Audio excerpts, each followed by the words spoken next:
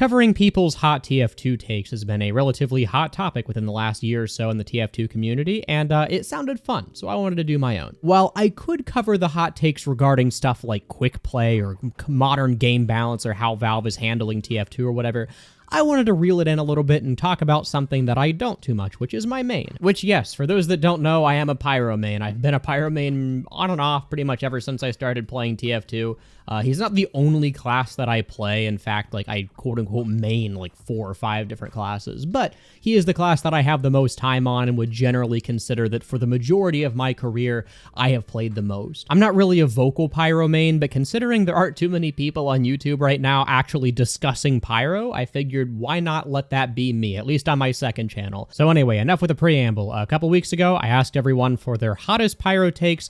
I got several hundred responses and pulled out the 50-ish that I thought were the most interesting to respond to. Now, fair warning, there are a lot of joke responses that while I thought were funny, I'm probably not going to talk about because, like, this was intended to be a discussion. And with certain responses like, Pyro is actually a penguin under the suit, like, what am I really supposed to talk about? For the record, that's not true. If anything, Pyro is a great blue heron because I'm the most popular Pyro main and you can't tell me that I'm wrong. So I do appreciate everyone that submitted responses, even if I didn't include them in this video. If yours didn't get included, even if it got a bunch of likes, it's probably because it's either a joke response or you just said like X, Y, or Z weapon is underrated. And again, there isn't really much that I can say about those that isn't immediately obvious by what's there. All right, so I've gathered about 50 Pyro hot takes, starting at the most liked one and going down to the least. This is just the order that YouTube displayed them in. And yeah, let's begin. The detonator and the flare gun are some of the most fun to use and skill-expressive weapons in the game. Well, fun to use is very subjective, like I mentioned in the beginning. That's not really what I'm rating, but skill-expressive, I think for the most part, this is a pretty lukewarm take that I would agree with. I think the detonator, especially more so than the flare gun, because the flare gun is what? You hit like 1 or 2 projectiles that move pretty fast. They're not free by any means. Like, you do have to know how to aim them, but I don't know if the flare gun is the most skill expressive. The detonator, though, pretty well earns its reputation for that. You have a lot of free-form mobility that's pretty hard to pull off. You have the ability to detonate the projectile while it's near people. So depending on like where you detonate it midair, you potentially could light more people on fire. And yeah, I don't think it would be unfair to say that out of all of the weapons in the game, it's in the top 5 or 10 skill expressive. The sharpened volcano fragment is clearly the superior melee option to pair with the Dragon's Fury and a shotgun. There are 2 ways to read this, and I'm assuming the correct one is to say that if you're already using the Dragon's Fury, the volcano fragment is then the best melee choice and not the other way around. In that case, this is a blazing hot take, and it's one that I cannot agree with. I think that if you're using... Okay, so consider this. If you're using the Dragon's Fury, instead of hitting someone with a melee and then switching to your primary and then hitting him again, when the melee does like 40-some damage, you can do 25 damage from a much longer range, but then you have the ability to immediately fire again, meaning that the total time to kill is going to be a lot faster. I don't think there are any thresholds that are broken if you don't get a random crit, but like, I mean, if you do get a random crit, then you would have been better off doing that with any other melee, because like, if, for instance, if you do that with a back scratcher, then the person's probably just going to be dead rather than now able to be followed up more easily. And if you don't worry about random crits, if you're playing with them off, it's always going to be better to sacrifice the 15-odd damage to hit a much more consistent shot that you can immediately follow up on. So no, I don't agree with this at all. I think the volcano fragment literally does not have any reason to be used. Other than like as a meme play style. I don't think this is the superior melee choice in literally any loadout ever. But it's an interesting take. I think out of the ways you could possibly use this, it's one of the more creative ones. Pyro is not the easiest class to play. You can be significantly more effective with minimal effort if you're sticky or rocket spamming as opposed to the occasional trade that WM1 Pyros are so hated for. To achieve similar success to a spamming explosive class requires much more input and general game sense from the player than people give the class credit for. So right off the bat, I think this is like a medium spicy take. I think there are quite a few people who genuinely do believe that yes, Pyro is the easiest class in the game to play. But I think for the most part, most people who know what they're doing would consider Pyro to be like slightly harder to master. And the reason why this question is so hard to evaluate, or not question really, but response, is because Pyro is an easy to learn but hard to master class. And when you say he's the easiest to play, that doesn't really imply which end of that you're talking about. If you're brand new to the game, I would say that yes, Pyro probably is easier than like spamming stickies and rockets, simply because projectile aiming, especially projectiles that arc and require you to manually detonate them, aren't the most immediately intuitive thing. You do have to practice at least a little bit before spamming can be effective. But in higher end lobbies, like for instance at the level that I play at, for what it's worth, yeah, I do think that just shooting rockets, like playing soldier in general, is a easier time, if I'm not pocketed anyway, than trying the WM1. Because WM1, like again, if the skill in the lobby is higher, does need more positioning consideration than Soldier does. Soldier can not only tank a little bit more, but also like just get out if he needs to. If you're starting to take fire as Soldier, you can just rocket jump out, versus Pyro, you need to plan ways to get around beforehand. You don't have as free mobility as Soldier does. And compared to Soldier, where you can just spam rockets at any range you want and maybe they'll hit someone, maybe not, doesn't really matter. Pyro, you're hard capped on your range. You do have to be up in someone's face, the WM1, which does, again, require more consideration if you're up against players who are going to kill you pretty quickly. So yeah, I would say that I agree with this if you're talking about higher skill lobbies, but not with lower skill ones, because as I mentioned, Pyro is pretty easy to pick up, and I think there are more comments about that later that I'll get to. But even with something as simple as WM1ing, like, yeah, there are more considerations you have to make that you don't have to with like sticky or rocket spam. Due to Pyro's design, I feel like it's really hard to communicate with your teammates using voice commands, since whatever command you use is likely going to come out as mumbling, which makes it a lot worse when it's necessary to warn your teammates of something but you don't have time to type it in chat. I agree with this vaguely on principle, because like if you say spy, all Pyro goes is which you're not necessarily going to immediately interpret if you're brand new to the game. But I feel like once you have any amount of hours, you learn to associate that voice command with the presence of a spy.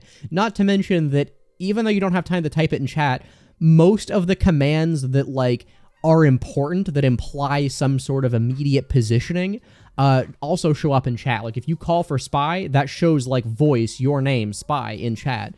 So I don't agree with this. I do think this is a pretty hot take. I've never heard this before, but I don't agree with it. I think that most of the commands that actually matter have the chat element, or you just learn to associate with. The back scratcher is Pyro's best melee. Yes, the power jack speed boost is great for closing gaps and can be game saving, but the extra damage taken when active tanks it for me. The bonus healing from health packs from the back scratcher alone elevates it, not even taking the extra damage, especially combined with the random crit into effect, which annihilates anything that it hits. The slower healing from dispensers and medics is definitely a hindrance. At least with medics, the uber build remains the same, meaning that medics can farm you from quick uber, and the crossbow remains unaffected against you. Okay, so this is, I think, a pretty spicy take for most people who play Pyro.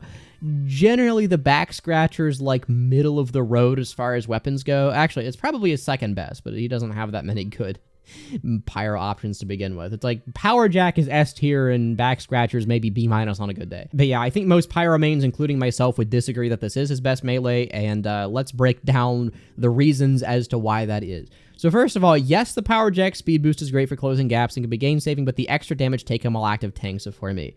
The extra damage is 20%. It is from everything, yes, but it's only while the weapon is active. You're rarely going to be moving around with the power jack out unless you are either trying to close the gap with someone who is running away from you, thus probably not looking at you, or if you're trying to get back to the front lines. In either case, you may take a shot or two, but if you don't want to take the extra damage, like let's say you're running back to the front lines and you encounter someone, you can just put the power jack away. You press 1 on your keyboard and then you don't take the extra damage anymore. While you do have to be cognizant of the extra damage taken, I rarely find it to be like a complete hindrance that would stop me from using the weapon. As far as the bonus healing from health packs goes, it can be nice, but I really only find that this matters on maps where either you're trying to flank and your only source of healing is going to be from health packs, or on maps where you're probably not going to have a medic or engineer, and again, your only source of healing is going to be from health packs, like say High Tower. High Tower has a pretty good health pack density, and no one's playing fucking medic on High Tower, so yeah, obviously you're going to want that. But on most maps, you're going to be better off benefiting fully from your medic or engineer. And also, yeah, a random crit from the back scratcher is going to annihilate anything it hits, but a random crit from most melees is going to annihilate anything it hits. It's going to let you kill, what, like a soldier and demo knight in one shot, whereas the normal melees couldn't. And in that case, like, just use your flamethrower. There's zero reason to be going for melee kills against demo knights of all things. Just air blast them. Or soldiers even. Like, hell, why would you be attacking a soldier without your primary? That's like the main advantage you have in the soldier matchup. So I don't see what the point is of the extra damage if you're not in medieval mode. Honestly, it's one of the weakest stats on the weapon that people pretend is really impactful. Because again, you're not going for melee kills much, and the extra damage doesn't incentivize doing that, especially because there's no on-kill effect. And also, at least with medics, the Uber build remains the same. Like, yeah, that's cool, but medics are going to be gaining Uber at a constant rate anyway. They don't really need you as Pyro to help them build Uber. Chances are you're going to have plenty of injured teammates so that you don't need, like, a dedicated weapon to slow down the process of you getting healed to help the medic gain it faster. Like, they're just going to find another, like, injured heavier soldier or whatever and heal them and get Uber at the same rate. So, yeah, the crossbow remains unaffected. I think that's, like, the one saving grace of the power jack. I think if that wasn't the case, like, this genuinely would be a bad weapon a lot of the time. Like, if you have a medic, it would be a bad weapon, and it kind of is. But, yeah, I can't see the benefits of running this if you have any encounters with a medic on a regular basis at all. Like, you have to be living in the enemy team's back lines to justify running this at all. But this is an interesting hot take. This was not the only comment that was saying this. I think a lot of people are under the impression that the power jack is, like, weaker than the back scratcher for some reason. And the answer is no, it's not. If you want a damage-based melee, run the extinguisher. Even that's not very good, but at least you're not, like, hurting your own healing from medics. And, if you want a normal melee that can do damage, the power jack still random crits and doesn't have a damage penalty. Just run that. And to be honest with you, the health on kill, if you really want to go for melee hits, is pretty comparable to the extra health from health packs. I like the fact that Pyro's flames have a blinding effect. Not only does it allow him to close the distance better, it also synergizes with his intended close range chaos creation. This is, I think, in reference to one of the developer commentaries that I think was popularized recently, because I remember this becoming discourse of Pyro's flames blinding being like an intentional thing, at least pretty recently. I don't know what sparked that, but anyway, I can't really disagree with the fact that you like it. Like, if you do, you do, but I think reinterpreting this to say that it's a good thing, I would half agree with, and I think it's a half spicy take. I'm the ultimate fence sitter on this one, because I understand the intent, but I also don't personally think it's strictly beneficial, because a lot of TF2 is based on visual information, and I'm conceptually against things that lower the visual information you have access to. I understand, like, yeah, causing close range chaos is one thing, but it doesn't feel fun or fair to die because you can't tell what the hell is even happening. Is it effective? Maybe. I couldn't, like, quantify that. I don't know how many fights have been won or lost in the history of TF2 because the flames are blinding, but I also know that, like, usually when that happens to me, I don't feel good about it, so I don't agree with this fully that it's like a good thing, but I also think, yeah, it could be effective. The gas passer should function like it does in MVM with less damage. This is a pretty cold take. I think most people agree that the gas passer should be buffed, and most out of those people agree that the easiest way to buff it would just be to give it a weaker explode on ignite. Whether I personally agree with it is interesting. I think the gas passer needs a lot of things in order to work better, but this is a solution that potentially could work.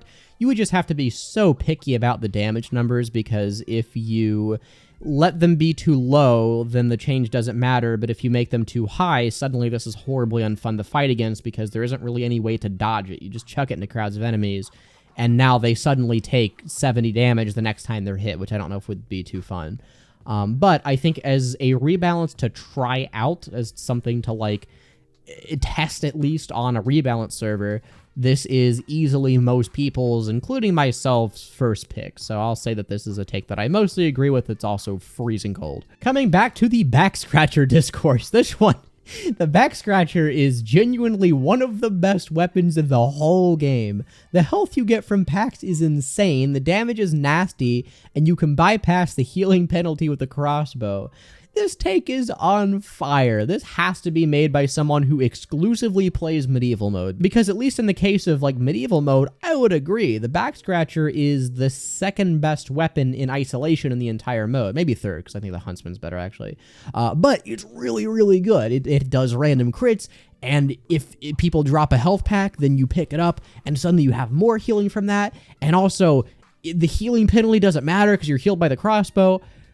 But this also negates the fact that your team is probably going to have at least one medic and engineer, and having to wait forever to be completely healed by those sucks.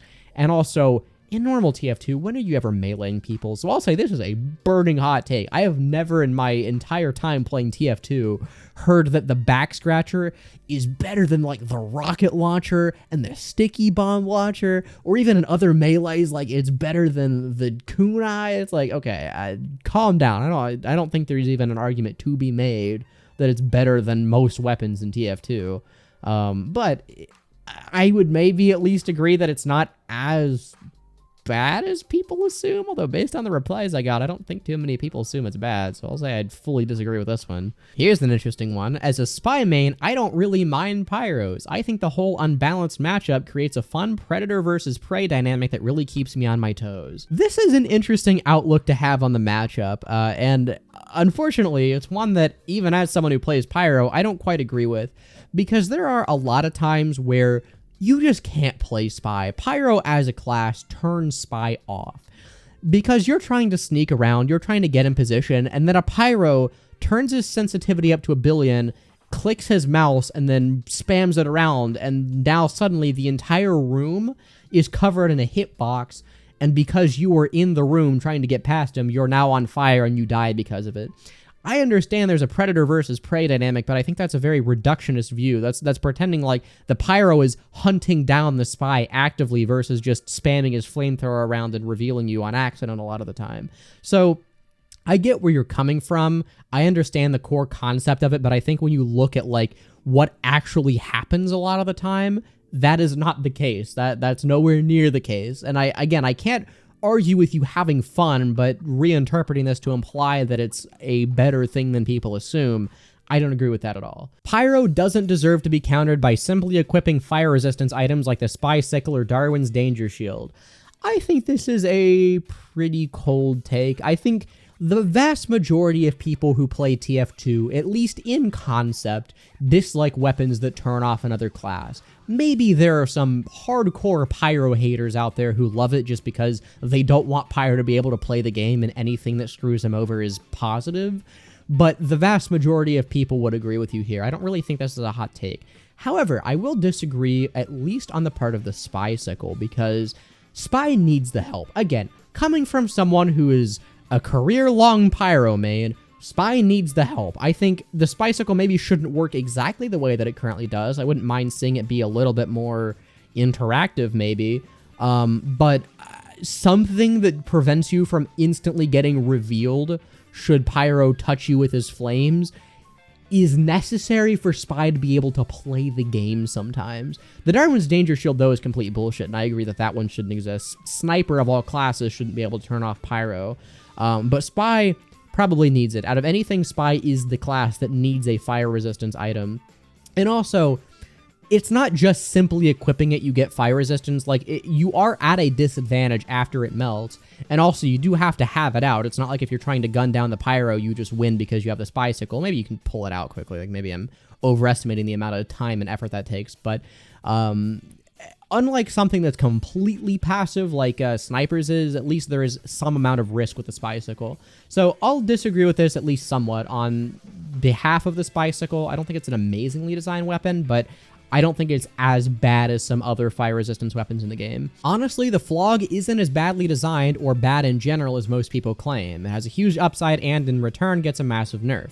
The bad design comes from how difficult it is to hear the Pyro using the ability, which can lead to a bad feeling of dying for something out of your control. Okay, so there's a lot that I agree with and a lot that I disagree with here, so I'll put my rating for that at like medium. I do think, for the record, the Flog is a terribly designed weapon. It doesn't have any positional requirement. It gives you crits basically for free. It lets you farm meter from your long-range secondary weapons on your teammates, and then you can die to it.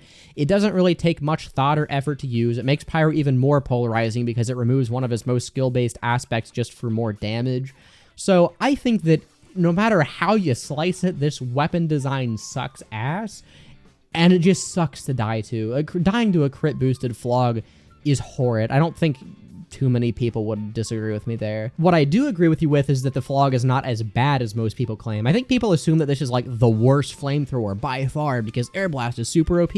And while I do agree that, yeah, Air Blast adds a lot, that sentiment mainly applies to organized settings, whereas you're gonna get a lot of use out of this by doing brain dead stuff in casual. The Dragon's Fury has one of the highest untapped potentials in the game. Not only is it a great counterpick tool, it also helps cover some of Pyro's weaknesses like Scout, Heavy, and Engineer, while also having a higher DPS in general and retaining Air Blast. I think it's a contender for Pyro's strongest flamethrower. I said I wasn't gonna talk about underrated weapons, but yeah, I think the Dragon's Fury is probably out of every weapon in the game in the top 5 that people are just now beginning to see how insane it is. The only one that I would like immediately off the top of my head put higher is the Beggar's Bazooka, but yeah, I mean, it does a lot of damage. It does way more things than people assume. The reason why I don't think it's as good of a counter pick tool as you're letting on, at least for the classes that aren't Engineer, like, yeah, this Shreds Engineer, but for the other classes, you still get outranged by Scout. Like, the way Scout has to play that matchup to win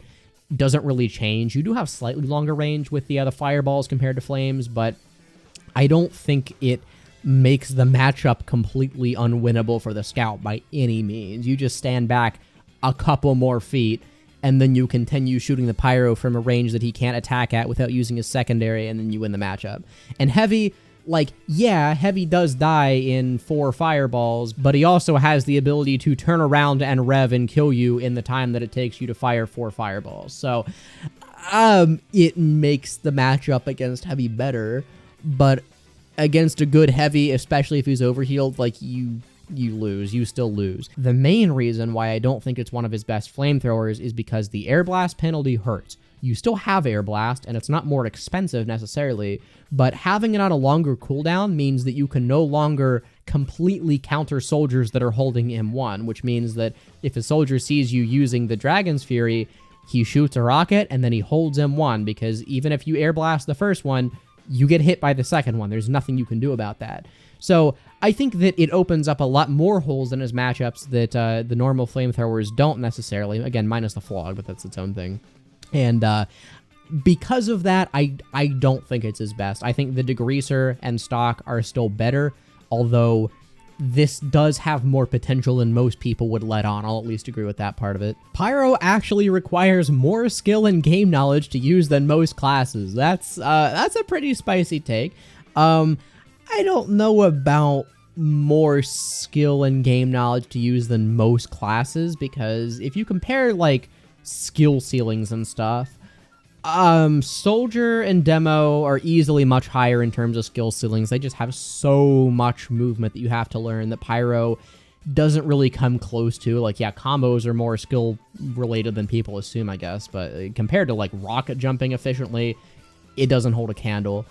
Scout, I also think, like, yeah, you have to learn a lot more as Scout, specifically in terms of positioning, just because you live and die by your positioning and movement. I think Spy also requires way more skill and game knowledge to use than Pyro. He won't be as effective. Like, Pyro is more effective than Spy when played at, like, a lower level. But if you do want to approach those skill ceilings, Spy requires way more of a concerted effort to learn. So then let's see. I would say that Pyro is more difficult than Engineer, Medic, Sniper probably, and Heavy. So that puts him dead center. So I guess he's technically not more than most classes, but I'll half agree on that then. So yeah, the phrasing of this does leave some room for interpretation, so I'll like half agree on this maybe. But I don't know if I would agree that like he is way harder to use than most classes, because to use implies to play at all, and like, yeah, if you're just picking him up, then he's obviously pretty easy. The thermal thruster is a genuinely good weapon. Despite what people say, I don't think the deploy and holster speed penalties are enough to make it bad from my experiences using it. I won't deny that weapons like the detonator might be better, but I think the extra mobility you get from using the thermal thruster is good enough to elevate it to being viable or even great in a lot of situations.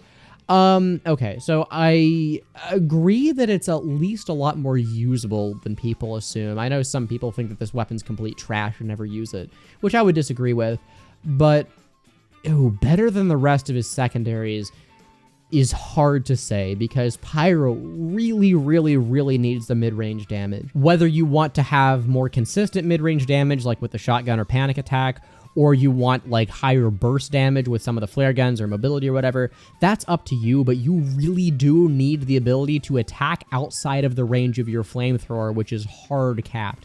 Even if it's just doing like 3 damage chip shots, sometimes just flinching that sniper from across the map is what you need to do.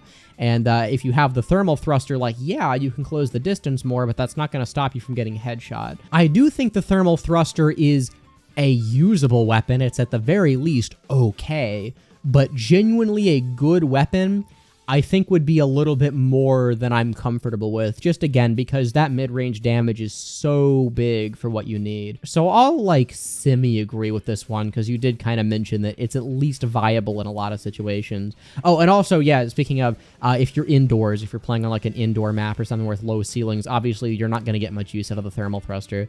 So I don't think this is as versatile as it needs to be for a Pyro secondary, but it's also not bad. Like, yeah, the extra movement really does help. You just kind of have to build your loadout around it versus it slotting into your loadout as you would expect. Here's another very interesting perspective. A big reason you see newbie players gravitate towards Pyro is because of those contracts for him. They're free, they reward you with new things to use as a new player, and they take a while to complete if you aren't super good at the game. The fact no other merc really has something like this also contributes. I don't know if that's the case. I think most people who are new to the game are going to try every class just kind of as they go. In fact, I don't even know if most people who are like brand new to the game even know about the contracts. I would say that the base mechanics of the class just being relatively easy to pick up are what's encouraging people to try him at least, or gravitate toward him more, especially because the things you're going to gravitate toward with Pyro as a new player are not the items you're getting in the contract. For those that did their contracts a long time ago and don't remember what they're like, you do actually have to use the weapons that are in the contracts for a very long time in order to move on to the next one. If I was brand new to the game and my introductions were the Dragon's Fury and then the Thermal Thruster and then the Hot Hand and then the Gas Passer, I would drop the class really fast. I think it's more so weapons like the Flamethrower being really easy to use, the Shotgun just being good consistent damage, the Flare Gun being something that works to spam at long ranges but is also pretty easy to get good with. Those are the things encouraging you to gravitate toward Pyro and stick with him and get better, not the ones in the Jungle Inferno contract. So I thoroughly disagree with this, but I also think it's a very unique perspective, so I do appreciate you sharing. WM1 is a strategy that, while it can be frustrating to face, is usually ineffective unless the Pyro is positioning themselves better than you. WM1 being pretty ineffective is actually something that I hear from a lot of Pyro mains and not necessarily every other class. I don't know if I agree with it. I think it really just depends on more cramped maps or maps with more naturally good ambush spots. Like, obviously that's not true. WM1 doesn't do that much damage, but it does do enough to be a concern if you're up in someone's face. Maybe if you play heavy, you could say like, oh, WM1 is nothing because I killed the Pyro in like 2 seconds anyway. But if you're someone like Scout and you get ambushed, yeah, you're probably going to die pretty quick to WM1. So on a core level, I don't completely agree that WM1 is usually ineffective, but I also don't know if that's just because usually I am good at positioning WM1 and therefore myself experience the benefits of it more. This is one that I honestly have to think more on, but my initial reaction is like, I circumstantially agree with, so I'll put it at halfway. The stock shotgun is one of, if not the best secondary weapon the Pyro has. Being able to do consistent damage just outside of flamethrower range is probably the most reliable method of finishing off escaping enemies, and unlike a flare gun, you don't have to be perfect with your aim to do it. Also, people won't expect you to run a shotgun, so it's fun to just decimate someone who thinks they're safe just because they're outside of the range of your flamethrower. So yeah, well, I don't know how hot of a take this is, because I've heard a lot of differing opinions on that. I generally tend to agree. If you're trying to play Pyro to be effective, the shotgun's a godsend. It seriously lets you actually 1v1 most classes, whereas the 1v1's a lot harder if you don't have consistent hit scan mid-range damage. The stock shotgun in general is just a really, really good weapon for every class it's on. It's just that not every class it's on needs that sort of weapon. Like Heavy, for instance, can get away with doing similar things with his minigun. He's able to tank more damage and the time that it takes to rev. Pyro, on the other hand, does actually need the damage. He really does need the mid-range damage, and the flare gun is really good, and it does comparable damage like over the same period of time if you're able to land all of your shots, but just the consistency to chip enemies, I wouldn't say that's understated either. I think that, yeah, the stock shotgun all around is probably the best secondary weapon you have. The flare gun's a close second, and the scorch shot's also up there too, just because it's able to spam long range. But if you consider, like, over the course of the entire game, the stock shotgun probably does edge it out. I would say that, yeah, it's the consistency is not to be understated. The Pyro is a better class than Heavy on a conceptual level and deserve the update way more. That's a hot as hell take, but based. I 100% agree. Pyro just has more things going from him. You can WM1, like both classes are really good at WM1ing, but Pyro has a lot more interesting ways to play him, while the only other ways to play heavier gimmicks. The only reason why I would disagree with this comment at all is because if Pyro is conceptually a better class, then Heavy would be more deserving of the complete rework of the class. But considering what we did get in Jungle Inferno, which was not a complete rework of the class, I agree. Pyro probably needed the update more. So maybe if they did give Heavy weapons that let him play in different ways than rev and shoot minigun and then back off to eat food or get healed, yeah, then he would need the update more. But I agree. Pyro is a way better class than Heavy conceptually. The thing that holds Pyro back is his lack of loadout-wide mobility. To gain any form of true mobility, you either have to equip the thermal thrusters or the detonator. This issue could be solved by allowing him to somehow boost himself with air blast outside of reflect jumping. This is okay. I don't know how hot of a take this is, but like I completely agree. One of the biggest issues with Pyro, especially compared to most other like DPS classes in the game, is that you don't have any mobility. The only way that you get any sort of mobility is either with the detonator, which is a fine secondary, but the mobility you get's honestly kind of pitiful. I think people overestimate the detonator as used as a mobility tool. It costs a lot of health, like 50 per jump, and you really don't get that much distance. Or you could use the thermal thruster, which makes the mobility pretty much free and lets you go a pretty long way, but now you suddenly have no mid-range damage at all. There's no way to have a complete kit as Pyro, I guess, is what this is trying to say, which I do agree with. I think that's his biggest weakness, and that's probably what makes him not as good as most other power classes. Air blast boosting is one that I agree with conceptually, but I don't know how hard to commit to, because I'd really want to see that tested. That sounds insanely powerful. I do think, what was it, Fish Stick on a Stick runs a server where that is something that's enabled, and I don't know how it is, so I'd have to talk to him a little bit more before, again, committing to that opinion. But as something to test to give Pyro more immediate mobility, that would be really good. And that also means that weapons like the Flog become even worse, which is based. The back burner is the worst Pyro primary. You need to have perfect air blast timing as to not waste a fourth of your ammo, and either the backside detection is garbage or the backside hitbox is way too small. Ooh, I'm actually inclined to agree with this one. I do think, yeah, the back burner is the worst Pyro primary. It's not a bad Pyro primary. I think, like, again, the worst flamethrower is still in B tier, but at the same time, compared to all of his other options, it is slightly the weakest one you could be running, because even though the Flog doesn't have air blast, you can get around that. You do die to soldiers, but if you play like a pansy, it doesn't matter if you don't have air blast, because you dissolve everyone in 5 seconds anyway, compared to the pretty positionally dependent crits you get on the back burner, which don't always work.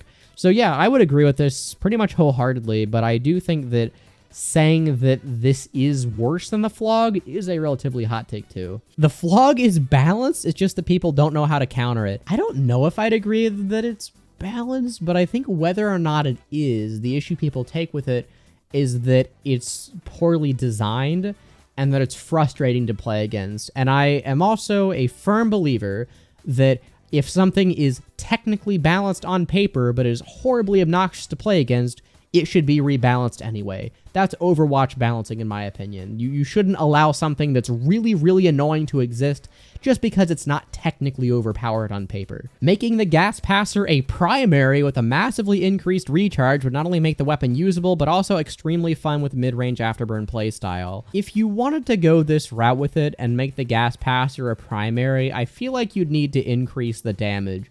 Because the problem is that if someone's running this, all it takes is one pyro on the enemy team to completely counter it. Because let's say you hit the gas passer of a lifetime, and it even has like an 8-second recharge. You throw this down, it covers everyone on the enemy team, and then a demo man hits a pill, and now everyone's on fire. And now the enemy pyro right-clicks once, and then it doesn't matter because your entire primary went to waste. Whereas if you were using a flamethrower, you could continue getting up in people's faces. I do think this would make it fun. It would make it more interesting than it is currently for sure, but usable is a stretch. And I think the only ways that you could make it usable, because again, you could make the argument, oh, well, if you just tuned X, Y, or Z, then it would be usable. Well, yeah, but the ways to do that would make it horribly unfun to play against, so I don't know if this is a great idea. It is an interesting one, though, so I'll give you credit for creativity. The presence or lack thereof of pyros is the single most consequential thing in casual for how an enemy team is picking their class counters. I don't agree with that at all. I think, honestly, Pyro is a pretty, maybe not negligible class, but compared to something like a really good sniper or a really good medic, just does not hold the same weight. Because, for instance, consider this. Are you going to change your loadout more based on whether there's a Pyro on the enemy team or a Kritzkrieg medic on the enemy team? Because I'm probably going to be playing around that crits way more than I am a Pyro. A Pyro can passively be played around in a lot of ways. In fact, I'll get to this later because there is one specific hot take I know people expect me to cover, but I think a Pyro just by default loses most 1v1s. Not by much, it's maybe 60-40 in a lot of cases, but you can easily play around the Pyro without having to do much to facilitate that. Whereas someone like a really good sniper is going to change the way you play the game or the classes you play a whole lot more. So I don't know where this is coming from. I would love to hear more reasoning in this comment.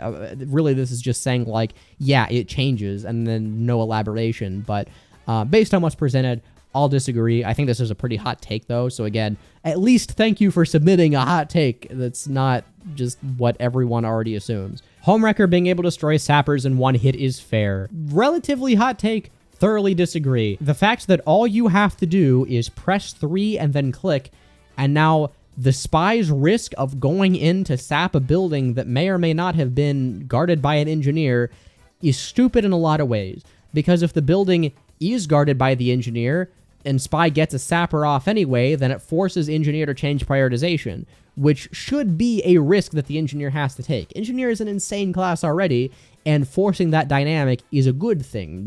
It makes engineer actually have to think about what he's doing and gives your team time to move in and counterplay the sentry. The fact that a Pyro standing there can completely undo that is not fair. If a spy kills the engineer and then saps the building deserves to go down. The spy won that interaction because the engineer wasn't paying attention. The fact that there's now a Pyro there that can undo that and probably also kill the spy is unfair. If engineer isn't paying attention to his buildings and leaves them completely unattended, and Pyro is able to undo that mistake on the engineer's behalf, that's unfair. If you probably noticed, the common through line between a lot of the reasoning as to why it's unfair is because it allows the Pyro to either undo the spy's risk-reward plays or undo the engineer's mistakes, which both screw over the spy equally by no fault of his own, which I think is really not the sort of gameplay or weapon design you should be encouraging in Team Fortress 2.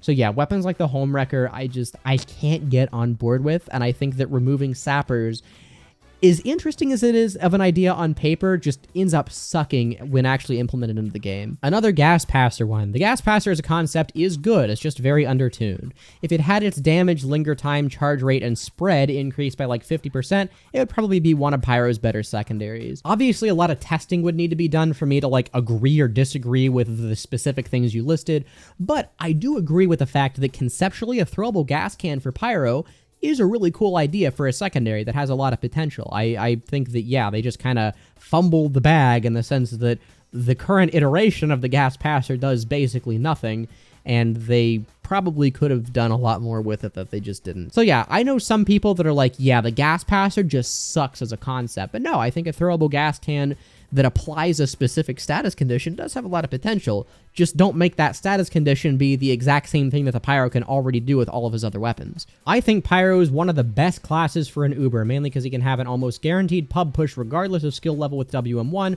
or deadly flare gun combos without having to worry about taking damage. He also works great in MVM. Actually, this is a semi-hot take that I do agree with for the most part. I think just because you don't have the ability to miss, Pyro is, well, maybe not the peak of like what you could accomplish out of an Uber. He's one of the safest ways to facilitate success from an Uber. If you Uber a soldier, you don't know whether that soldier is going to hit his shots or not. For all you know, you could Uber in and then he's going to miss and then the Uber is a complete waste. Whereas even if I Uber the most free-to-play of free-to-play Pyros, you can be reasonably guaranteed that he's going to get a few kills and maybe take down a sentry. You might have to tell him to do that, but it's not like he's going to whiff the shots. Flamethrowers are really easy to hit with. So I think if consistency is your goal, and if you're also talking about like just in casual, yeah, Pyro is probably one of the better Uber targets. It's pretty underrated. But yeah, no, I think this is a slightly hot take. Again, I'm having trouble judging how hot of a take some of these are, but no, I pretty much agree. The Flog is way stronger in casual than most people think. People always talk about the Flog's biggest weakness is that you don't have air blast for self-defense, and that's true. But most people aren't playing MGE, they're playing casual. Imagine a Flog Pyro and Stock Pyro trying to push into the last spawn of a payload map. The Stock Pyro goes on a 5-kill streak, killing 5 enemies within 90 seconds. The Flog Pyro dies twice, then gets the oomph, and then kills 5 people with crits before dying, which contributed more, the Flog Pyro by far, because killing 5 people at once lets the rest of the team push into the last and win. TLDR, a random quick burst of kills contributes more to winning a game than killing one enemy at a time more consistently, which yes, I actually completely agree with. I think Flog, in casual at least, is one of the stronger options in a lot of circumstances. Denying spam and being able to air blast soldiers isn't something that I'm going to pretend never works or never matters, but especially if you're trying to like get a push to work with a medic, then yeah, Flog is insane. Being able to wipe out half the team, even if you immediately die after, is still a really, really good trade, because that means that your team of 11 people is now pushing into their team of 6 people, which is a huge advantage. So I think this is like the perfect example of a hot take that is way more correct than people assume. Because yeah, a lot of people discredit the Flog because Air Blast conventionally is known as a very powerful function. So yeah, people are going to assume that most of the time having it is going to be better than not. But also, I feel like that's said from the perspective of people's own lives, because it's easy to look at like your own kill streak and look at the fact that like, oh, I'm 7-1 right now. I've contributed a lot more to the team than like the people who are dying constantly. But the fact of the matter is that if I die 3 times and then get 4 kills really fast and our enemy is able to like secure a point or payload checkpoint because of that, I did way more for actually winning the game right there than I would have if I was just playing in a pretty consistent but laid-back pace, which I think is actually really good insight as to how the average game of TF2 is won or lost compared to how people feel they're doing. So yeah, this is a pretty hot take, but it's one that I thoroughly agree with. I think that consistency is not always what you need. Sometimes the ability to just destroy large groups of people that are holding a point, especially with a medic, when Ubered, the flog is disgusting. Full crits and Uber on a flamethrower is not cool. I don't agree that that should be a function in TF2, but it is. And the fact that it is means that it's insane for like for choke busting, I guess. The Scorch Shot can be a high skill weapon used for some ludicrous jumps and combos, and the only reason people say that it's not is because their favorite YouTuber said that it's not. Well, I don't know if the reason that people don't think it is because their favorite YouTuber said that it is. I think it's more so just because like most people tend to just spam with the Scorch Shot, and that's the setting you encounter it in more instead of people doing the cool combos. But yeah, in fact, my hottest take for a long time is that the Scorch Shot actually has a lot of untapped potential because it sets up for extinguisher combos really well. And the fact that it does knockback means that like you can do a lot of, I guess, knockback oriented combos where you like burn someone, air blast them, and then while they're in the air, hit them with the Scorch Shot flare, and then that usually sends them flying way farther than a normal combo would, and usually enough to like knock them off a cliff. It's kind of an annoying thing to go up against, but in terms of a cool clip, the Scorch Shot actually does provide way more than people assume. It's just that, like I said, most people aren't doing those cool combos, they're spamming it, and I think that's why most people tend to dislike the Scorch Shot, is because it's very, very effective when used with spamming. So I will fully agree where if I see you do something really impressive looking, I won't judge you for using the Scorch Shot. But if I get hit for the 4 billionth time, and I'm just tired of being on fire, and then I see you push our team with a flog, then I'm going to be pissed. That's the correct context for me to be really annoyed at the Scorch Shot, not because some YouTuber told you so. In fact, if you want a YouTuber telling you when to be annoyed at the Scorch Shot, that's when. That's a good time to be annoyed. But if you see someone hit a cool extinguisher combo, give him a break, you know? Okay, now we get to one that has a little bit of context required. A couple months ago, I think it was, I made a video called What If Every Weapon Had Its Own Slot? And in that video, I had made the claim that Pyro was actually the weakest class rather than Spy.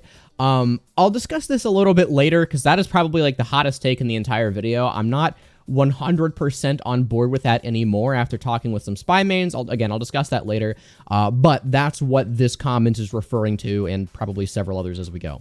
So I disagree with your take that Pyro is the weakest class. That still goes to Spy. However, I will say that he's a close second. Yes, his skill floor is low, but the skill ceiling is very high, but overall the benefit of running a Pyro in a team setting feels almost non-existent unless there's a god tier Spy and he's Spy checking like there's no tomorrow, and even then I blame the Spy's balance more so than anything. He's just a weird class that doesn't specialize in anything, but ironically that's also his greatest strength. His kit is so diverse that he can transform into whatever his team needs, but most people either don't care or don't know what his team needs, so that's where his weakness comes in. Okay, so this, for the most part, is a take that I 100% agree with. I think that, again, after talking with a lot of Spy mains and, like, thoroughly getting their opinion of why Spy is a worse class, I am inclined to agree with that, but I do agree that, yeah, Pyro is a pretty close second, and a lot of people are absolutely shocked when I say that Pyro is a terrible class. The main reasons for that are that, number one, Pyro doesn't really have any insanely good matchups other than Spy. Like, yeah, he kind of dunks on Spy to the point where Spy doesn't really have much counterplay, but against basically any other class, unless you get the ambush,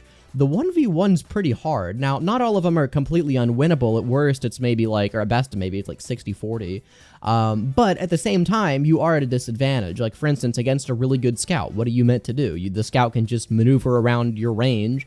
You can't really hit him unless you have the shotgun, but even then, the scout is able to output generally more damage than you are. Heavies, engineers, and snipers, like, yeah, you can try to spam them out with flares from long range, but generally they will shut you down super quick. Soldiers and demos, yes, you can reflect the spam, but sticky spam can't really be countered by air blast, and a good soldier is going to know when not to shoot.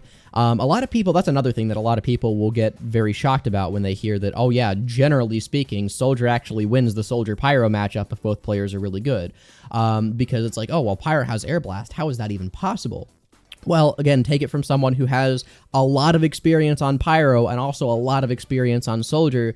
I really struggle as Pyro against god tier soldiers, and generally as Soldier, I can do pretty well against most Pyros because all you really have to do is just wait for them to air blast.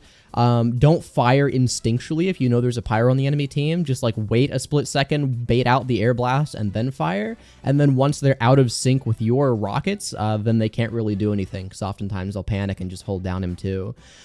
But yeah, no, the matchup's really hard. And if Soldier has a shotgun too, that's also pretty much a free win. But generally, Pyro doesn't have any amazing matchups. Again, he doesn't have any unwinnable ones. Maybe Heavy. Heavy is pretty rough.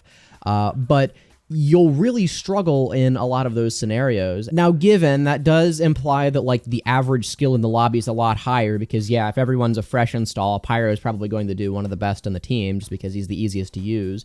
But at the same time, it's like, yeah, in your average casual match, you probably have like 3 to 4 people on each team who really know what they're doing, and not being able to have a strong 1v1 matchup against any of them is rough. Like that actually does cause a lot of problems for you. And especially like, okay, which format is it? I think it's Highlander, where Pyro's required. The Pyro ends up doing basically nothing. You air blast rockets away from the medic, but that's really all you do. Like, I don't think it's a stretch to say that, yeah, Pyro is the second weakest class in the game, in most settings anyway. Again, I'll get into this one later when I review my own take of Pyro being the worst class, because, yeah, I do have some things to say about that. But, no, I think second worst for sure is where he would be, especially when you consider, like, yeah, Scout, Soldier, Demo, easily better than Pyro. Engineer also way better, Sniper also way better, and Heavy and okay, well, also Medic's insane, and then Heavy, yeah, Heavy's gonna do a lot more in your average game than Pyro will. It's like, I don't think Pyro is a bad class necessarily, but I don't think TF2 has bad classes. I think even Spy is just a mediocre class in a game with really, really good classes, but it's just, yeah, Pyro falls behind the rest. Anyway, again, we'll get to that later. Let's move on. The Power Jack needs more commitment from equipping it. With this, I mean that the downsides and upsides of the weapon could become passive instead of only when the weapon is active. Okay, I disagree with that. I think that if you had a Pyro with a permanent move speed boost, that would be insane. And I mean, yeah, he would have the permanent damage vulnerability too, but you consider like, okay, that brings his effective max health down to like 140-ish, but that's really not much of a price to pay for having like 120% move speed at base. That's crazy. I think having a melee that like allows you to get to the front lines faster is fine. The Power Jack is perfectly fine. In my opinion, it's the only balanced Pyro melee. I think all the other ones are just way too undertuned, and they probably should be brought up to the power level of the Power Jack instead of vice versa.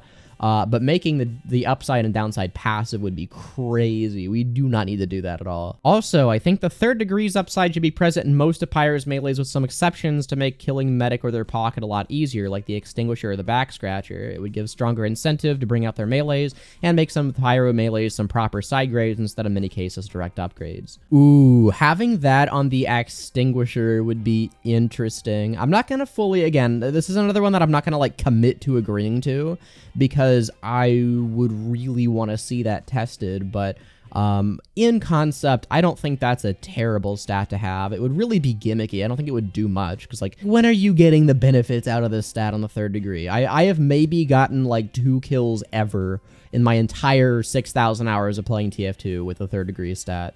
But I guess I'd want to try it, because yeah, if there's more incentive to go for like Extinguishers, you hit the heavy pocket for like 170 with an Extinguish, then sure, yeah, that would be really good. I don't know if that would be fair, because the Medic would just instantly die. But it would be fun to test. The Extinguisher is actually pretty solid. The switch speed is an issue, but not that bad. I haven't caught up on how the community thinks about the Extinguisher, but I think it really isn't that bad. It's a really good pick, not gonna lie. So the Extinguisher is Pyro's third best melee. Again, the problem is that all of the melees that aren't the Power Jack in general are really, really weak. Now, I will admit, the Extinguisher is really fun to use, to the point that I use it in most of my loadouts if I'm not, like, really, really, really trying to win. But I also do think, as it stands, it's pretty weak. The reason is that the more damage from longer afterburn stat is kind of counterproductive once you think about it, because the flamethrowers also gain more damage based on how long you burn the enemy. So at the point you've applied enough afterburn that an Extinguisher would actually kill, you're better off just continuing the WM1, because at that point your flamethrower already has max ramp up, and you're going to do that same damage from longer range a lot more consistently. And like, yeah, you don't get the speed boost, but who really cares? I just want to kill the enemy. The speed boost is fun, but it doesn't really do that much for you a lot of the time. It allows you to get out easier maybe, but you also have to get in, so the ground that you're covering with the speed boost, you wouldn't have to if you just attack from a longer range to begin with. The other problem with it is that you can't really tell how much damage it's going to do before going for a hit. There have been several occasions where I'm like, oh, hell yeah, this medic is dead to rights, and then I hit him and it does like 145, and then he kills me with a random crit. That shouldn't happen. I think the extinguisher should do a consistent damage, so when I go in, if I've been counting my damage properly, I know exactly how much it's going to do.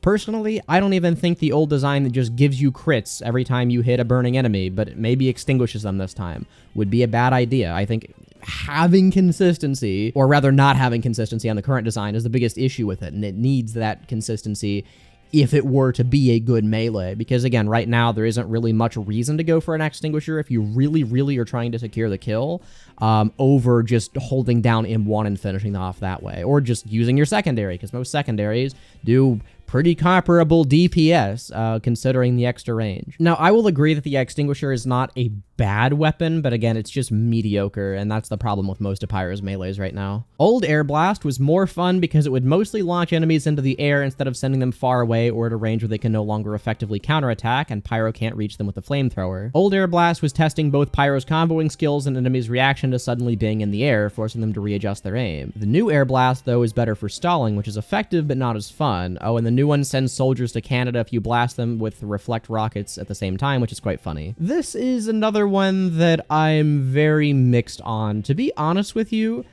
even 7 years later, I've not fully formed my opinion on how I feel about the new Air Blast. So for those unaware, for those that didn't play back before Jungle Inferno, the old Air Blast was a lot different. Instead of being based on the direction you're aiming, it always sent up at about a 45-degree angle, sent at a consistent distance, direction, velocity, whatever, and it was really good for comboing because of that, because you always hit people at a very consistent, like, in-the-air angle. You could finish them off with a flare or whatever. The issue was that it was kind of unfun to play against, because if they hit you, if a Pyro air blasted you, then they could very easily finish you off, and you couldn't actually strafe out of the first time they air blasted you, meaning that you were just kind of stun locked. And yeah, it was more fun for the Pyro, but on the receiving end, that just kind of sucked. The new one, on the other hand, is a lot more unpredictable, which I think can be more bullshit for both parties, so I'm not sure if I completely like it as an upgrade. I don't mind it necessarily. I think that it's better if you're trying to, like, push people in a direction, but at the same time, I just don't know if that's great for the class. This is one of the very few that I'm undecided on. I would have to, like, really test out old Air Blast again, just because it's been a while since I've actually touched it. But yeah, I don't know. I think that old Air Blast had its problems, but the new one didn't fix it. The extinguisher was fine and balanced before getting nerfed. Potentially based, depending on which nerf you're talking about. If you're talking about the one in, oh, what was it? Love and War, I'd like to say. No, Christmas 2013. One of those two, where it went from doing full crits to crits from behind, mini crits from the front. That nerf was justified, I think, in the context of what TF2 was like at the time, because you had the Degreaser, which had a universal switch speed. You had Air Blast, which again basically stun locked you, sent at a consistent angle, so you couldn't escape if a Pyro air blasted you.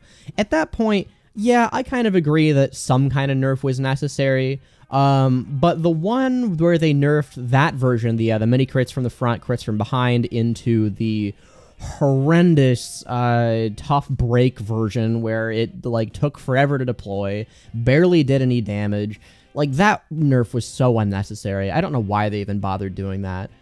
So potentially based, depending on which one you're talking about, but I'll say that I agree with it because I think in general the extinguisher should have its nerfs reverted. The default flare gun is the best one bar none. The movement and benefit of the detonator does not come close to how much damage a crit flare can do. Well, I think you've gotten half of the picture correct, but I think you're missing the other half. So actually, yeah, I am on the train of the detonator is overrated. I think the movement you get from the detonator doesn't go very far. It costs way too much of your health to the point where you can't do much, and I think there's a take about that later, so we'll get to that. But the flare gun is better than the detonator, and I will stand by that.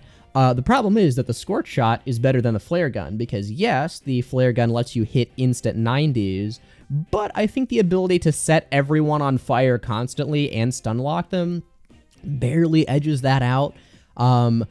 For me, personally, I think I get more use out of the flare gun, but if you're talking like the average player, I think the scorch shot is slightly better. But I'll say that I agree with this take because in the context of comparing it to the detonator, yeah, I agree. Pyro is actually a good anti-sniper class since their speed combined with their health and air blast allows them to get behind enemy lines easier than most classes. Add the power jack, and when it's not being janked the backburner, it makes the task easier. Even if the sniper is running the danger shield or Jarate bushwhack it, air blast is on Pyro's side here unless they're using the flug, in which case the sniper just dies about immediately, and eventually the non-afterburn damage will take its toll. And it's not like the Pyro has to go out of their way to kill snipers. Pyro is actually a good flank class in general, so they can also go to town on stragglers or at least play a support role against a group of enemies huddled on the objective. I don't know if I agree with this one, because you're making it out to sound like Pyro is just completely invisible until he's in position. The speed combined with their health and air blast allows them to get behind enemy lines. Like, no, I think Pyro moves at a pretty average speed, and when you consider the fact that his only good mobility option requires him to sacrifice his range secondary options, it's like, I don't know about that. He doesn't have, like, huge problems flanking, but I don't think he's the best one by far. So yeah, I agree that simply because you can tank a quickscope headshot and can air blast the Jarate bushwhack away, you're gonna have a pretty good time against the snipers that you can get behind. But I think you're oversimplifying how hard it is to actually get behind enemy teams, especially like if there's snipers perched up by a sentry. Well, then you can't really do anything. I think the Pyro does have one of the better anti-sniper options in the game in the form of flares, but for some reason, sniper can just equip one of two secondaries and then he turns off your flare gun, so it doesn't really matter. I guess I like half agree with this because, like, yeah, if you can get behind the sniper, then he's decent, but he's not a counter to sniper in general. I think sniper has way too many ways to get around Pyro, including just hitting him with a headshot and then he dies. Like, there isn't really much you can do if he's holding an angle that you have to go through. I think that Pyro could have an overheating mechanic on his flamethrowers to counter spam, making sure you can't constantly have flames on your target, and to let you have your weapon cool down in order to not lose functionality of the weapon. Just an idea. Ooh, I think the idea itself of overheating has potential, but I'm gonna have to disagree with this on principle because this just sounds like a flat-out nerf to Pyro, which he doesn't need. If you wanted to implement that with like a universal class buff, like let's say you made the degreaser switch speed just default for the class and that was one of his passives, then sure, I think preventing WM1 from being an effective strategy would be good, and an overheating mechanic certainly is a way to do that. But just slapping that on top of the class as it is would not be a great idea. Pyro really needs all the resources he can get. Again, I stand by the fact that he is among the weakest classes in the game. Not the weakest, as people have pointed out, but he doesn't need a nerf in that way, I don't think. Okay, here's the detonator take that I was alluding to earlier. The detonator is incredibly fun to use, but is pretty bad. You barely get any jump height or speed, and you can't chain it together like you can with other blast jump weapons. On top of that, it does a ton of damage to you relative to the utility you get out of it. Most of the time, it's relegated to spamming down choke points like a worse scorch shot. I still use it on most of my loadouts, though. So to respond to the last part, yeah, I mean, the detonator is pretty fun to use, even if it's not strictly the most effective. But overall, I mostly agree with this. I don't think the detonator is bad. Again, I just think it's mediocre when in comparison most of the secondaries you have access to are really good. I think the only change that it needs though is to replace the plus 50% damage to self downside with a like plus 75 or 100% extra distance from blast jumps upside. So in comparison to what it does, you would lose only about 25 health per jump, which I think is a lot more reasonable, and you would go a fair bit farther than you do currently. I think like this should be the mobility one. And maybe in return, I don't know, reduce the amount of afterburn time you get from the detonation hits compared to like direct. If you wanted to make this less of a spam weapon and more of a mobility weapon, I really wouldn't complain. But I agree. I think, yeah, you get maybe 3 good detonator jumps, which I say good, they don't really go that far, before you have to get health. And most other classes like Soldier and Demo either just get an insanely long jump in the case of Demo, or you get way more than 3 in the case of Soldier. So yeah, Pyro probably needs Detonator to be better, and I think that would fix a lot of his mobility problems. But again, I'll reiterate that it's not a bad weapon by any means. It's just kind of underpowered in the scope of Pyro's secondaries, because Pyro does rely on those secondaries a lot more than most classes do. Okay, this is a take that I put on here just to laugh at, fair warning. People who complain about WM1 need to calm down. Like, it's TF2 casual in 2024. Let people play the game how they want. You had me in the first half, but I don't find the argument of it's current year. Stop complaining about game mechanics and just let people do what they want to not be very convincing, to be honest with you. I don't think most people are complaining about the players that WM1. They're complaining about WM1 just as a mechanic. There's a difference between those two things, and just because the current year is 2024 and the game mode that you clicked on is casual doesn't mean you can't find issues with certain things.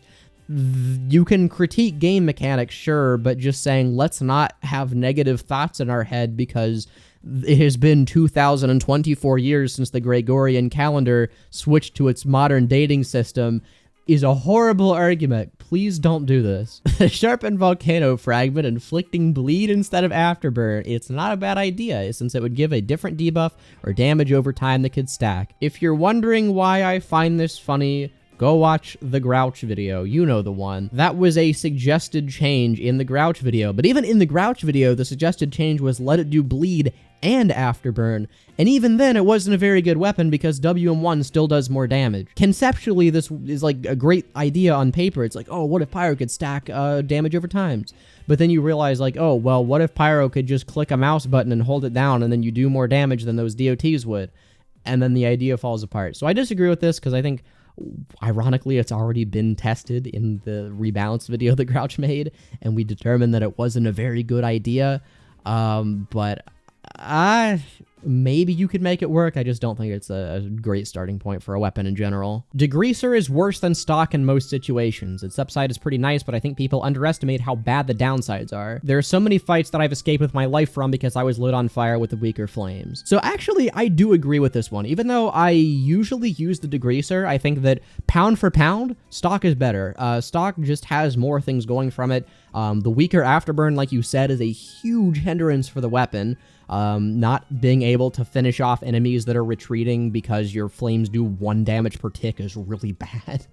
That's a really bad downside on its own, but it also has the downside of having more expensive air blasts, and also the hidden downside, that's technically a downside, where your secondary to your melee switching doesn't get an increased speed boost. I think the Degreaser should be buffed. That's my hot take. Keep the 1 damage flames, because that's like a fair downside to have. Maybe add a direct damage penalty, but get rid of the air blast penalty and make the switch speed universal. And I think that would make it a lot more of a contender with stock. Because yeah, you're right. After the universal weapon switch bonus that was added in Gunmetal, where instead of taking 2/3 of a second to switch from weapon to weapon on every class, it takes a half a second. The value of the Degreaser became a lot worse for combo Pyro specifically. I think it's still really good. It allows you to flare punch Pyros way more consistently, to the point where if I have the Degreaser, like, I can probably do it 80% of the time, and it allows me to win those matchups, whereas if I was running stock in the flare gun, I probably wouldn't be able to. However, yeah, I agree with the sentiment that the Degreaser right now, if you're trying to get the most effectiveness out of Pyro, probably isn't worth it over stock, unless you're running like Flare Gun Extinguisher and you're just a god at comboing. So yeah, moral of the story, buff the Degreaser. It didn't deserve Tough Break, man. Ooh, here's a spicy one. Pyro needs a base speed increase to 107%, which is the same as Medic. Maybe like 103% for the Power Jack to go to its old sustained focus combo finisher job. And Detonator jumps need to be way stronger. It takes the same percentage of Pyro's HP as a rocket jump takes of soldiers, but for like half, if not a third of the power, and significantly lower post-jump survivability, simply because Pyro has a smaller HP pool. Okay, we already talked about the Detonator one. That's a base take. I agree. The increased base speed to 107% is interesting.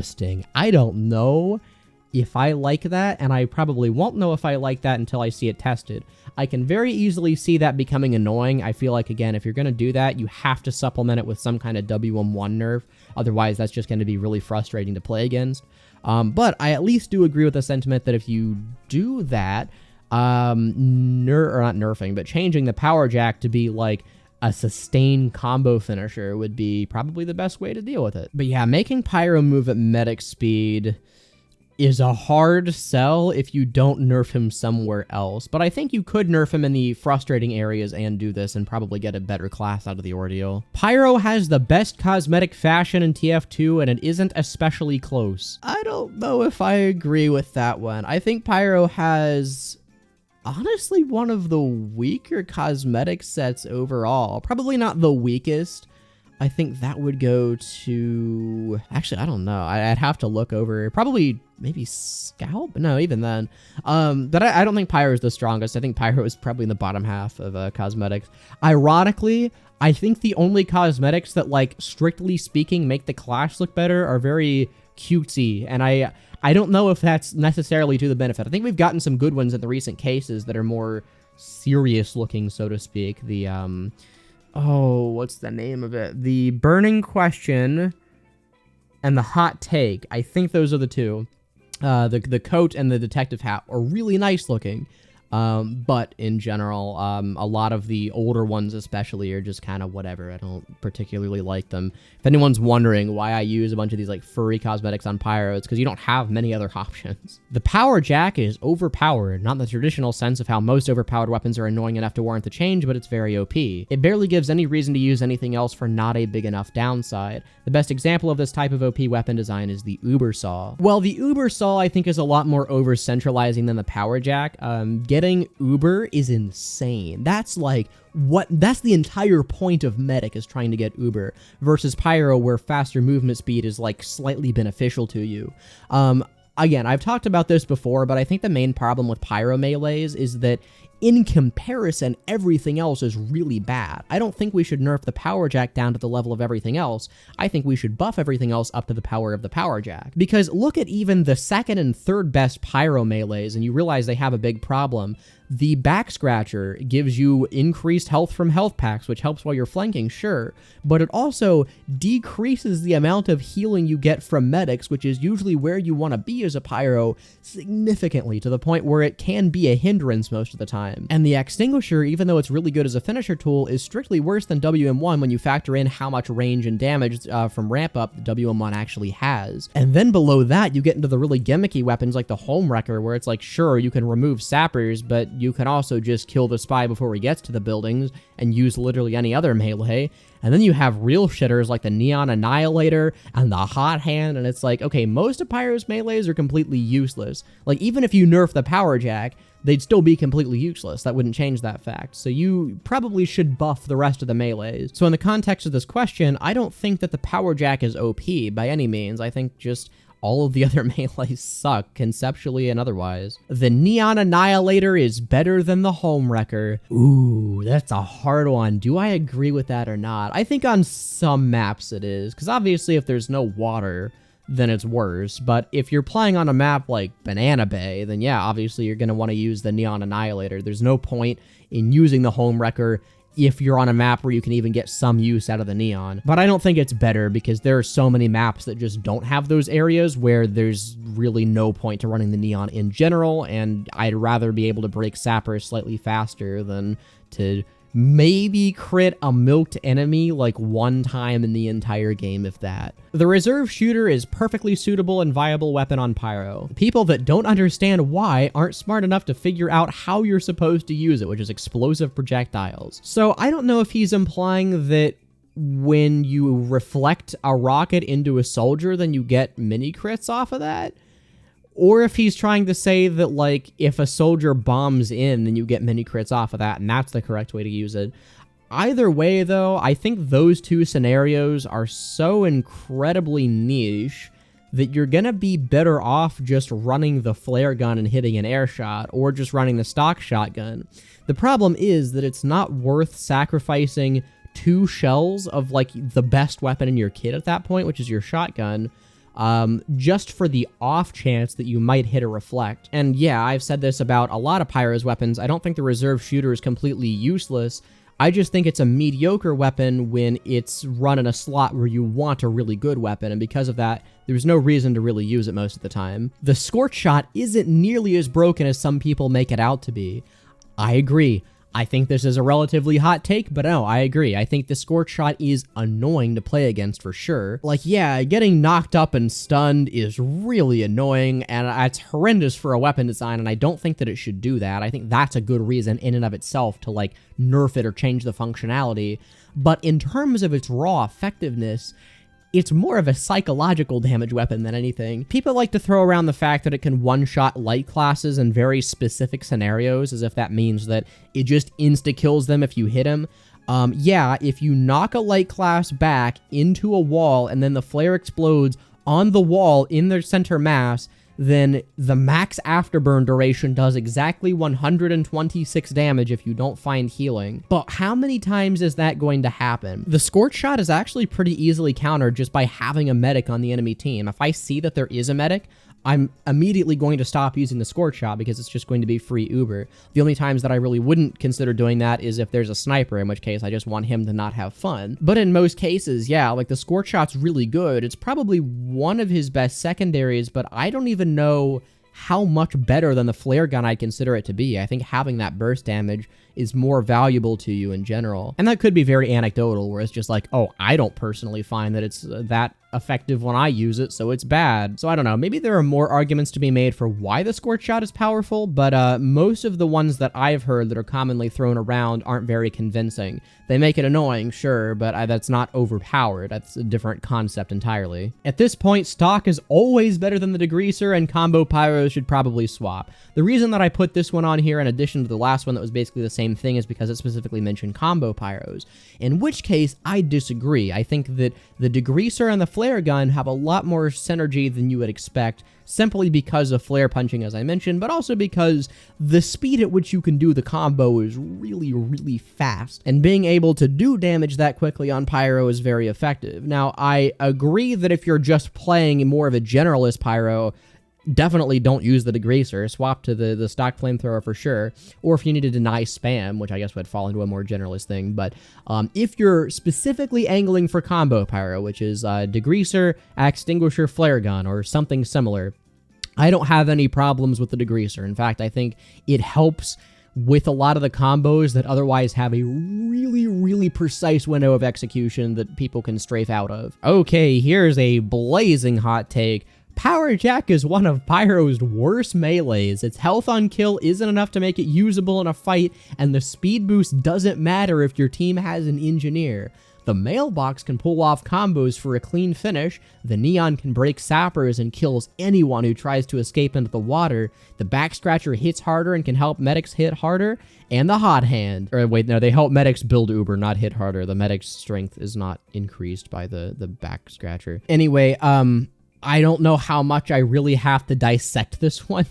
I think the problems are pretty apparent. I'll say that it's a pretty hot take for sure, but I thoroughly disagree.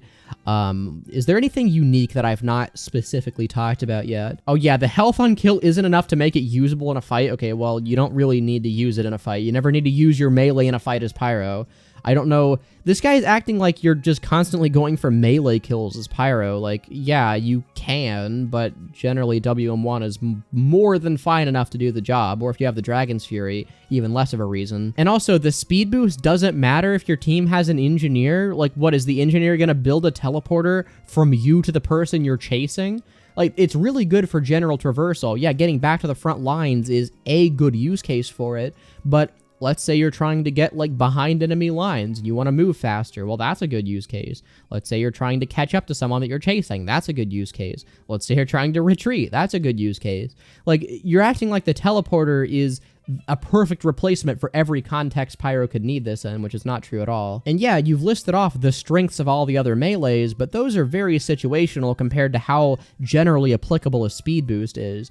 Like, sure, you can pull off combos for a clean finish, but when do you need to do that when you have WM1? Sure, you can break sappers and kill people in the water, but how many instances per game is that really coming up? So, I disagree on principle. I think that you need to broaden your scope of like when a melee is being used, because sure, in direct combat, the power jack is maybe worse, but the point of the power jack, the reason why it's so good is unlike all the other melees, it's better outside of direct combat. Okay, so that was the last take that I had from the YouTube comments that I wanted to talk about, but there are two more takes. One from myself and one from my good friend and notorious Pyro hater Zenith. I actually went to him specifically and asked him to give me his Pyro hot takes, and he gave me two that are really, really spicy that I want to dissect. So first of all, Air Blast is way too versatile and spammable. You can use it to stuff Ubers, ruin people's positioning, deflect attacks while also doing more damage, and the hitbox is so big where you can just jump in front of attacks, not even aim toward you and deflect them, which makes fighting sentry nests a nightmare. So I half agree with this. I think that Air Blast is really, really good, and it does have some bullshit involved, but I don't think that makes it way too versatile and overpowered. The main complaint that I personally have with Air Blast, which I agree with, is how easily you can just manhandle people. You just hold M2 and then they are carried across the map without much recourse, especially while Ubered. It's like, yeah, you build up Uber, and then because the Pyro has 200 ammo and has a mouse, he just sends you off the cliff, and it can be very bullshit every time that happens. The only nerf that I would say for that, though, is just to add, like, knockback penalties on repeated air blasts, just so you can't drag people across the entire map without them being able to do much. For everything else, though, I think the versatility Pyro really needs. Pyro doesn't do that much if you take away air blast. You can use it to stuff Ubers. Okay, well, again, I think it should be slightly harder, but Ubers right now have very minimal counter. Pyro is one of the few reliable ways to deny someone that literally has 8 seconds of complete invincibility. You can ruin people's positioning, that's true, but oftentimes the people's positioning who you want to ruin are people like revved heavies, who you get shredded by anyways. You're taking a huge risk by doing it. You can deflect attacks, yes, you can, but right now Soldier and Demo have some of the most spammable weapons in the entire game, and the existence of Air Blast forces them to be a lot more smart about their shots, which I personally think makes for a much more dynamic and interesting game. And the hitbox is so big where you can just jump in front of attacks, not even aim toward you and deflect them. In the 32-bit version, you had a point. The hitbox, when it was just a giant cube, was insane. That probably did need to be tuned down, but now that it actually works as intended, I don't personally agree with this being a problem. The hitbox is generous, sure, but I don't think it's too generous to the point where it just feels like you shouldn't get reflex that you are getting. And yeah, I do think Pyro pairing up with Engineer is pretty bullshit, but I think that's more of an issue with Engineer than it is with Pyro. Someone having team support capabilities that just happen to pair really well with a very, very strong defensive class, more so, in my opinion, is on the fault of that defensive class. And I don't really know how you would fix that either. It's more so just if you're playing the blame game, Engineer should receive more of it, in my opinion. So yeah, I will agree very slightly with the fact that Air Blast is a little too good at certain things right now, but I also don't think that taking away the versatility is the correct way to handle it, because at that point you make Pyro a completely one-dimensional spam class. The second take, though, is way more spicy. Here's another one. Pyro having 175 health is a joke, especially when he does so much damage with minimal aim. It makes fighting him as a scout, soldier, or demo an absolute chore, because if you miss one shot, or if he reflects one, he pretty much wins the fight. Then it's called a skill issue, and the only skill needed for the Pyro is waving your mouse around and knowing when to air blast when you're in danger. And then I forgot to put this in the screenshot, but I followed this up by something along the lines of like, oh, interesting, how much health do you think Pyro should have then? And his response was 150, which, I'm sorry, Zenith, we're good friends, but that is one of the worst takes that I've seen with Pyro. I don't think the class that has a hard capped damage range should have a health penalty, especially when classes like Soldier, who have basically infinite range, get 200 health. Which, the main thing that I'm reading out of this is that the issue that you have is that Pyro does too much damage with minimal aim, not the fact that he has 175 health. And I agree with that sentiment generally. I think that there could be ways to make WM1 more interesting and skill intensive. Maybe you could make all of the flamethrowers function similarly to the Dragon's Fury. Maybe you could make WM1 more of a beam than a cone, where you have to like precisely keep your mouse on the person you're aiming at, rather than just waving it around and getting a bunch of damage. Regardless of how you do it, I do agree that Pyro probably should take a little bit more skill to apply that much sustained damage, but I don't think that his maximum health is the issue here. That's such a weird complaint to have, especially because it makes fighting him as a soldier, scout, or demo an absolute chore. Yeah, but regardless of whether Pyro has 150 or 175 health, all of those classes drop him in the same amount of shots. Like, maybe you could argue that, oh, Scout would take one more shot at, like, outside of flamethrower range to kill the Pyro, which, sure. But at that point, Scout is already destroying the Pyro anyway. Pyro realistically should not be able to win the matchup against Scout, and I don't think having to do an extra scattergun shot is influential in that matchup at all. And I even pressed him on this. I said, wouldn't 150 health still necessitate hitting 2 rockets? And then he said, I think hitting 2 rockets is fine, but 3 gives him way too much room for error for the Pyro. So the main issue that he has is that because Pyro can tank 3 rockets from outside of, like, max ramp up range, which I don't even think is true. I think you have to be pretty far away to tank 3. Then if he misses an air blast, there's nearly not a penalty. Again, though, the problem is that if you're the soldier, you shouldn't be shooting the Pyro and just hoping he misses the air blast. You should be either baiting it out or retreating to, like, find the teammate, or just running the shotgun in order to deal with the Pyro. And I agree that, like, yeah, the matchup is a bit bullshit for the soldier, because it is pretty luck-based, but it's also pretty bullshit for the Pyro, because it's a luck-based of whether you hit the air blast properly or not. Anyway, though, I think that this is honestly a cope suggestion, because I don't think this would do anything other than make the Pyro even worse in situations he is already bad in, while not really changing the fact that, yeah, if he drops on you, then he can kill you with minimal aim already. So I don't think this would do anything, and I think this is a pretty poorly thought out way to balance Pyro, in my opinion, but hey. So the last hot take that I want to cover is my own, because I've put out a pretty hot take about Pyro earlier this year. In my video, What If Every Weapon Had Its Own Slot, or whatever it was called, I had said that Pyro was a worse class than Spy. And as you can imagine, people did not take too favorably to that take, because it probably wasn't the most well thought out thing, and I do want to dissect it at least a little bit. I've covered a fair amount of my thoughts on, like, how good Pyro is throughout the video, so I won't go over all of that here, but at least in regards to Pyro being directly compared to Spy, I do want to make sure my thoughts on that are updated at least, because that's not something that I really believe anymore, and I want to talk about why. So first of all, why would I make this take to begin with? What kind of crack was I smoking? The idea that I had when I made this, and the one that I still hold to at least conceptually, is that in organized settings, specifically Highlander, Pyro's a really bad class. You look at Highlander Pyro versus Spy, and you look at, yeah, Spy is occasionally getting picks and occasionally doing some contribution to the team, whereas Pyro's main role is air blasting projectile spam away from the medic. The problem with that, though, is even though, yeah, that does make the medic a lot more resistant to getting, like, soldier or demo bombed, medic's biggest counter in Highlander is sniper.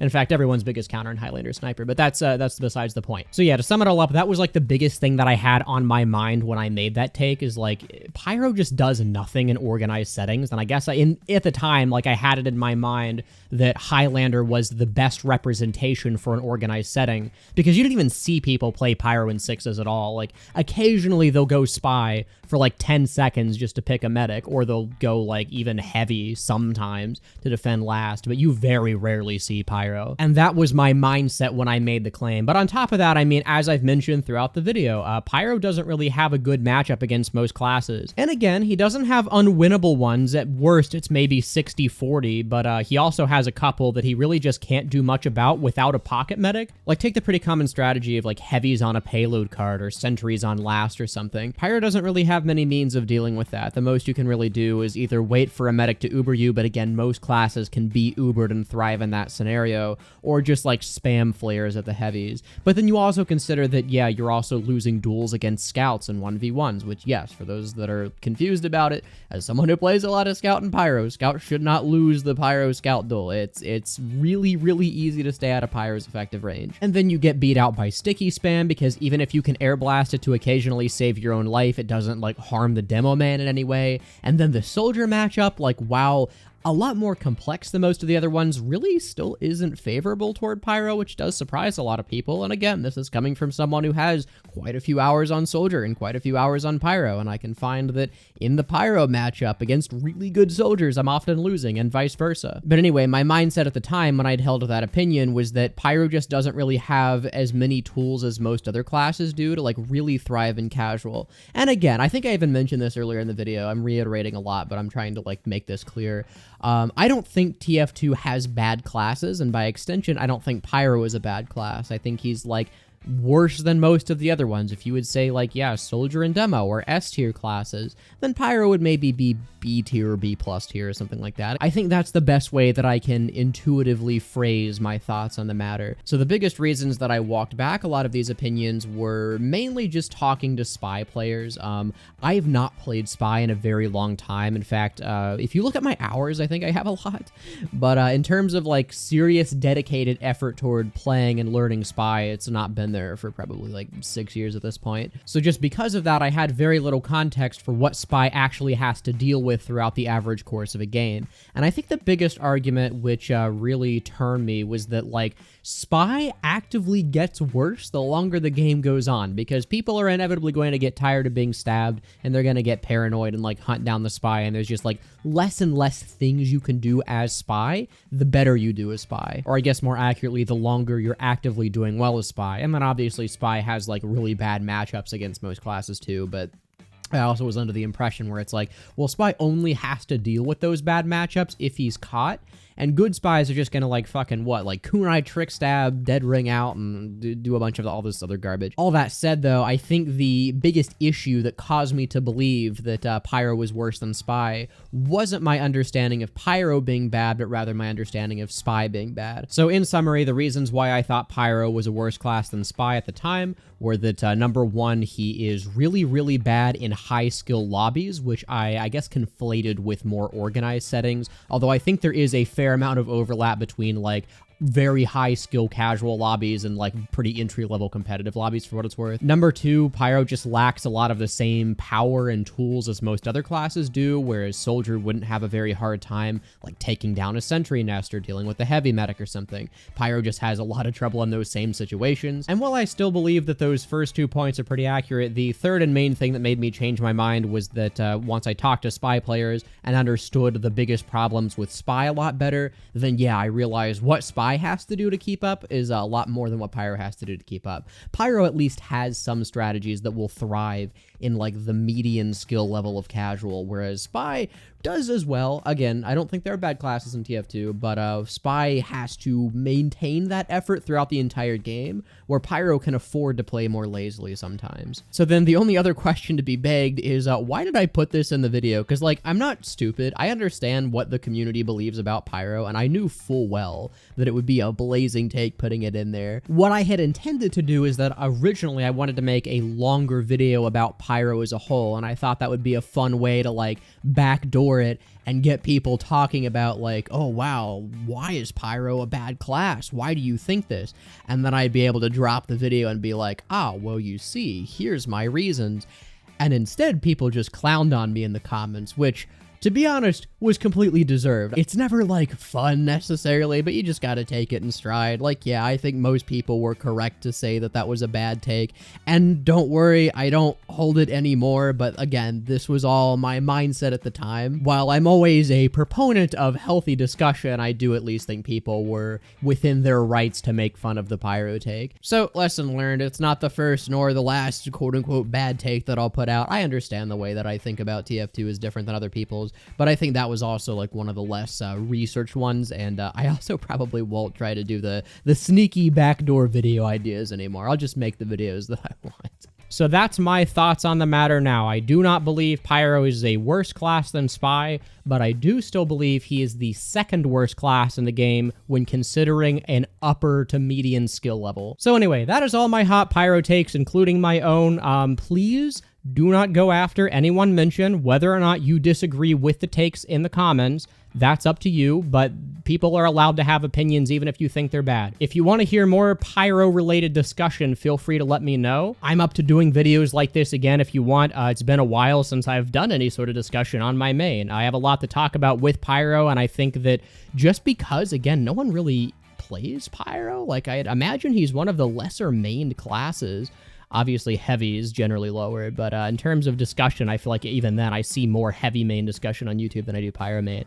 I'd be more than happy to do some stuff like this. So if there's any topics regarding Pyro that you want me to cover, let me know. Otherwise, this was pretty fun, and maybe I'd be down to doing more hot takes in the future. So thank you for watching, and that's it. See ya.